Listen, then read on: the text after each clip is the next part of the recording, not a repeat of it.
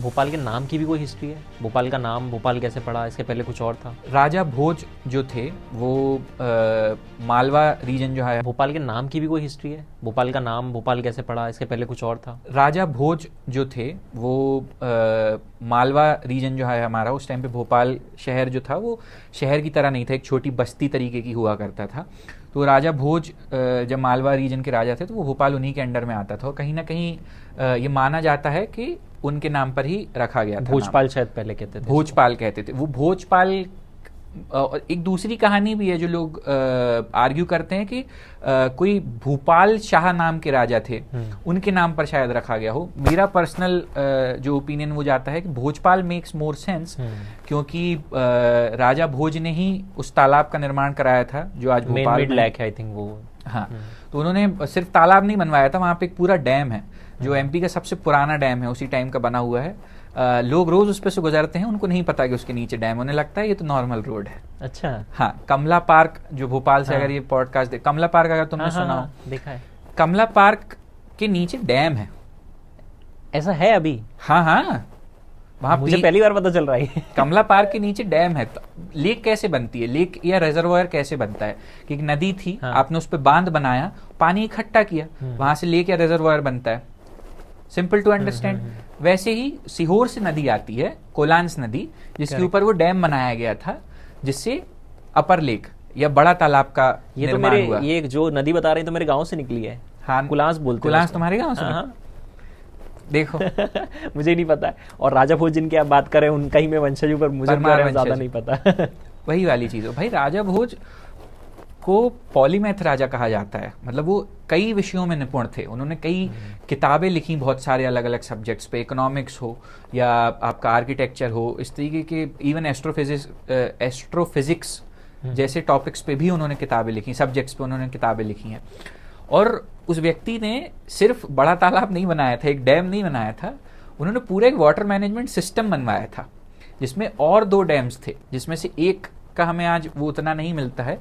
एक डैम के रूइंस हमें मिलते हैं भोजेश्वर महादेव मंदिर के पीछे, जो कि भोजपुर का मंदिर है। हाँ। भोजपुर का मंदिर, करेक्ट, वो भी सबको पता है। हाँ, उसके पीछे रूइंस पड़े हुए हैं उस पुराने डैम के, जो लोकल राइवलरी के चलते उनके बनाने के कुछ 100 साल बाद, 100-200 कितने साल बाद, उसका भी एग्जैक्ट प्रूफ नहीं है, बट वो टूट गया था, जिस वजह से आज वहां पे भी एक लेक होती। आप कमला पार्क देखा है?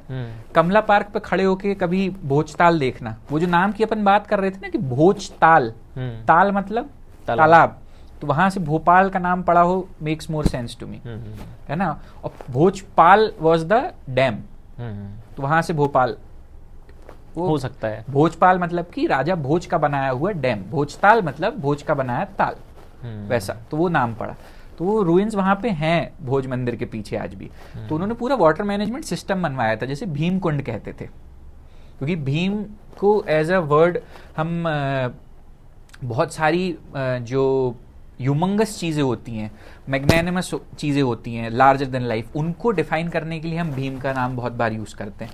तो इसीलिए कहीं ना कहीं उसे भीम कुंड कहा जाता था, which was much larger than your upper lake. अगर आप आज वहां खड़े होकर देखोगे, क्या बोलते हैं, कमला पार्क से अपर लेक का एंड नहीं दिखता ना आपको, वो उतनी बड़ी लेक है।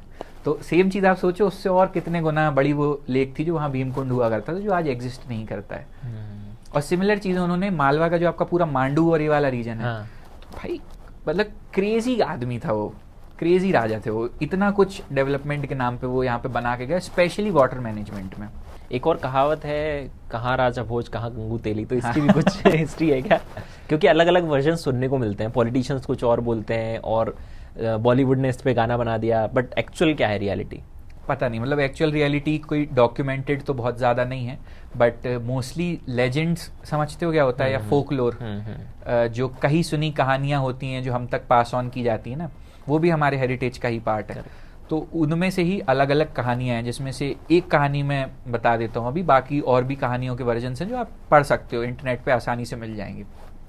वाइडली एक्सेप्टेड या वाइडली टोल्ड, जो मोस्ट पॉपुलर वाली वो बताते हैं कि गंगू तेली जो है वो कोई एक व्यक्ति नहीं थे, ये 2 अलग अलग राजा थे, जिसमें कि कलचुरी नरेश गांगे, नरेश यानी राजा, तो और कलचुरी जो थी डायनेस्टी थी, तो कलचुरी के जो राजा थे गांगे थे, और चालुक्य नरेश तैलांग यानी कि चालुक्य डायनेस्टी के राजा थे तैलांग, और परमार डायनेस्टी से राजा भोज थे। इन तीनों के बीच सेंट्रल इंडिया के कुछ पार्ट्स पर राज करने के लिए युद्ध हुआ था, जिसमें राजा भोज ने गंगू और तेली यानी गांगे और तैलांग दोनों को हरा दिया था बुरी तरह।